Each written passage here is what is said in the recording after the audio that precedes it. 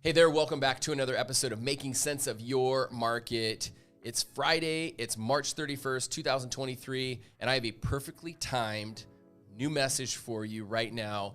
I've been saying this for the last month that I believe the spring market has showed up early, and it did. We're seeing multiple offers again on homes. We're seeing people waive their financing, waive their appraisals again on homes.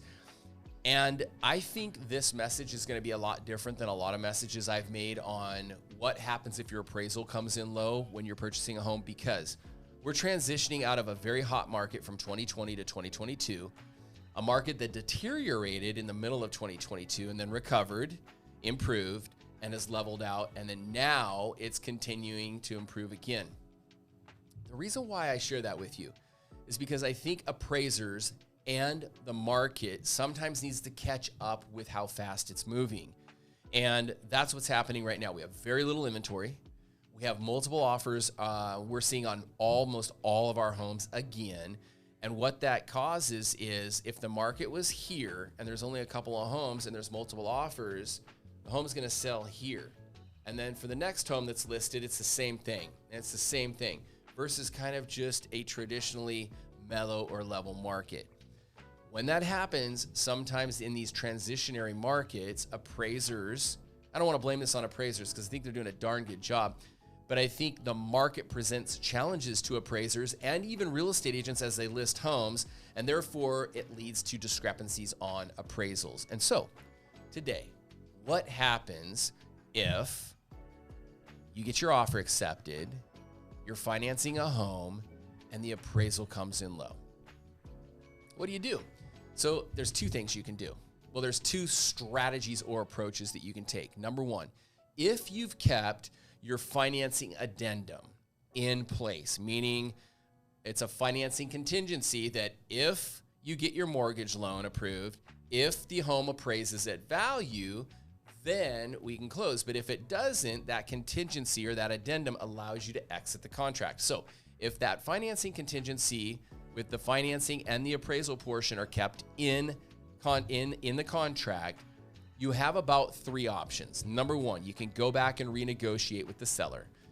Number two, if your appraisal comes in low, you can pay the difference.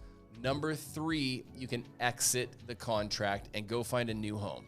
If the seller doesn't want to negotiate with you, if they've dug their feet in on the value and they're stuck and you don't want to negotiate with them at all, you can exit. Okay, those are your three options if you have your financing contingency in place.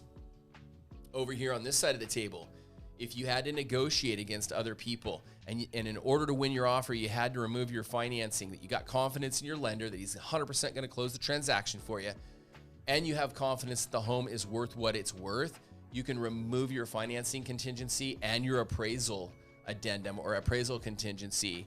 If you've done that, you don't really have any options. It is what it is. So if you negotiated to $700,000 on that purchase, that's what the purchase and sale says. The appraisal comes in at $650,000.